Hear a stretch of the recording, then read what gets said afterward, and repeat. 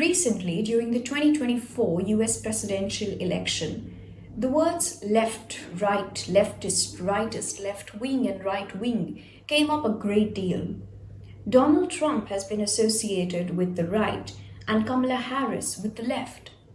Not only in American politics but across the world, we see the terms left and right being used for politicians or political parties.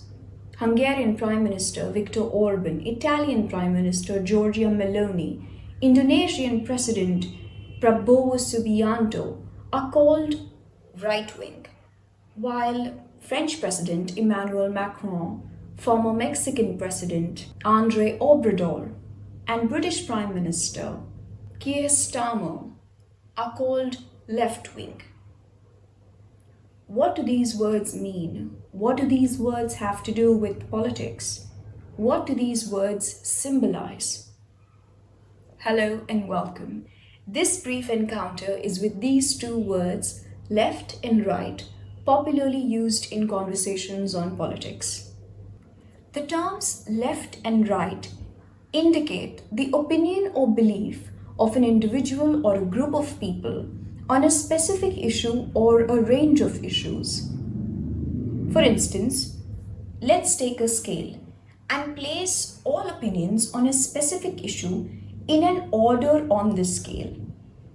For instance, those who believe in complete and absolute equality, people should live in houses of the same size, drive the same car, there should be no disparity between people at all.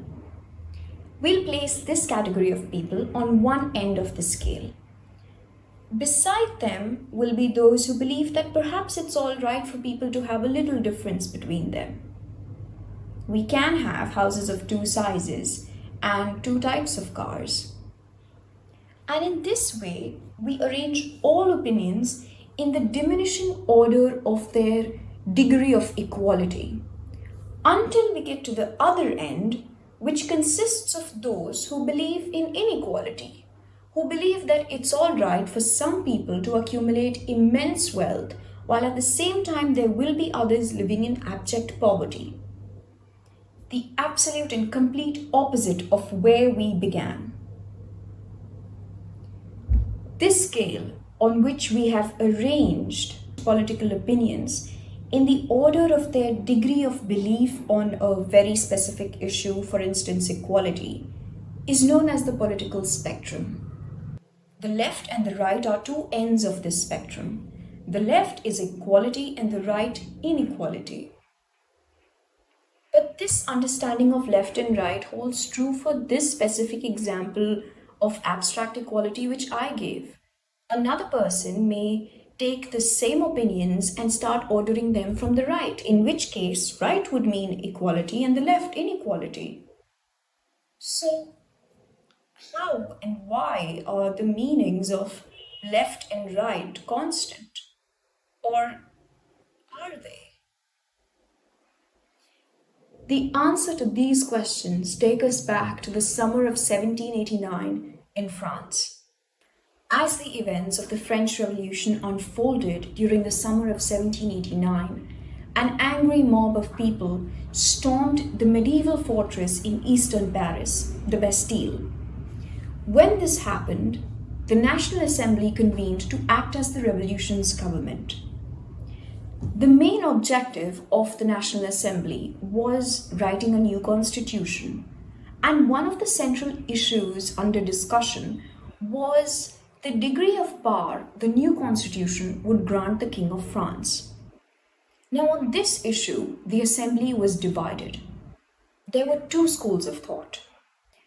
There were those who believed that the constitution should grant the king absolute veto, meaning that the king would have the power to prevent or prohibit any decision from being executed which was taken by the assembly, and that this power of the king could not be overridden by the assembly or the people.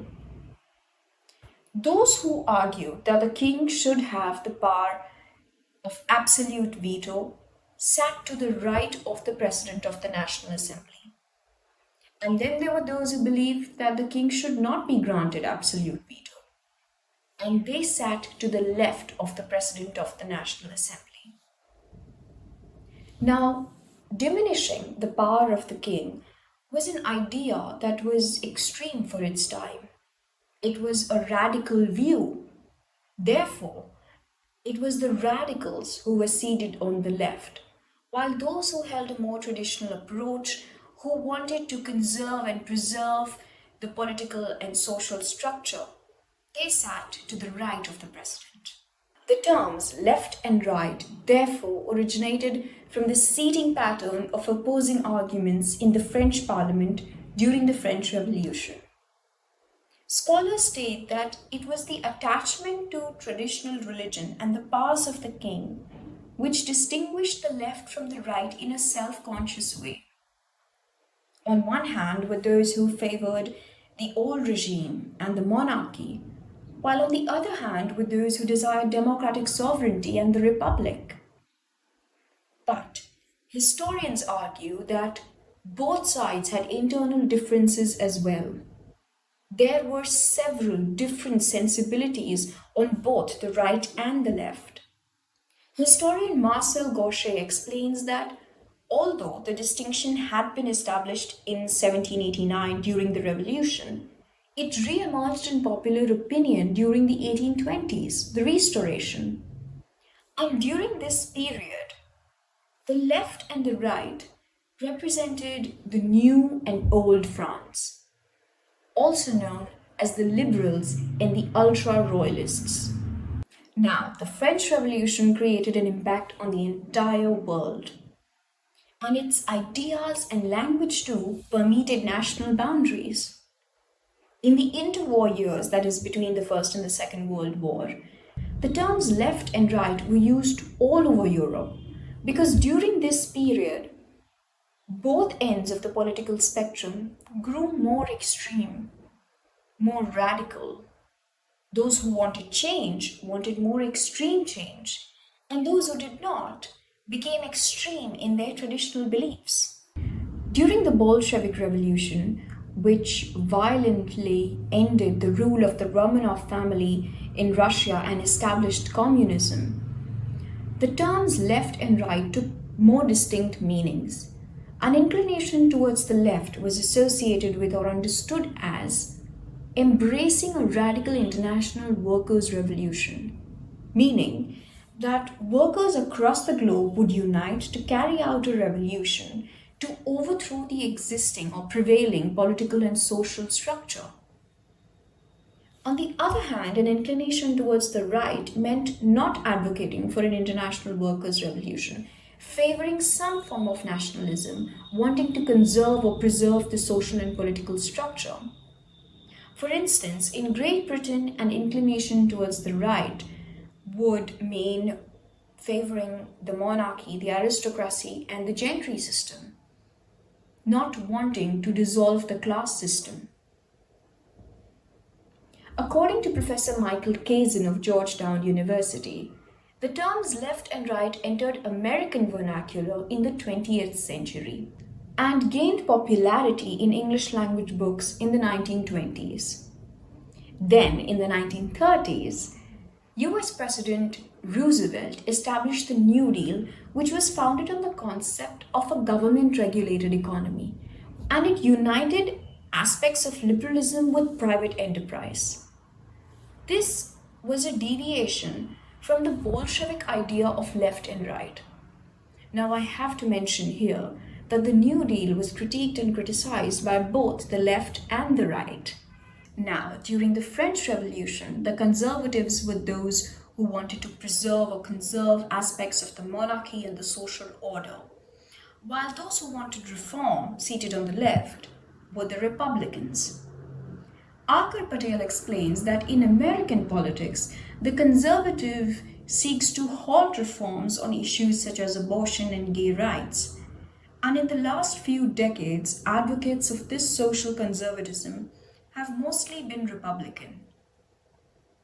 And he draws comparisons with British conservatism, which is rooted in the class system and seeks to conserve the social order by supporting the monarchy, the church, and the empire.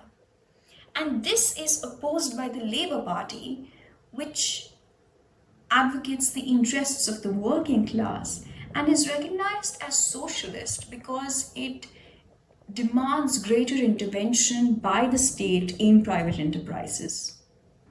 Going back to Gaucher, both the left and the right exist in reference to the center and in reference to each other. Neither would exist without the other. And he calls it a ménage à trois, meaning a situation, or more accurately, a relationship involving three parties. Taking the example of American politics, it is in relation to the Democrats that the opinions of the Republicans are considered rightist or conservative. That is perhaps why today's scholars say that both terms are situational and what they mean depends on the context. They don't mean what they did during the French Revolution. We see conservative politicians advocating for constitutional changes and liberal economic policies, and student movements protesting against liberal economic policies that further concentration of power. Both left and right exist, and both have a right to exist in constitutional and democratic politics. And scholars call this pluralism. This pluralism of political viewpoints brings forth the idea that there are numerous legitimate paths in politics and not just one. I found something else which affirms the significance of both sides. Another scholar by the name of Stephen Lukes has noted a trend among authoritarian and totalitarian politicians to present themselves as beyond left and right. Lukes says that when they reject or disidentify both sides, they are rejecting competitive politics and denying the relevance of pluralism or trying to suppress it. In accepting the left and the right, we are accepting a range of opinions, all of which are legitimate and all of which have a right to exist. With that, we bring this brief encounter with the left and right to a close. Thank you so much for watching. Do subscribe if it is helpful. See you next time.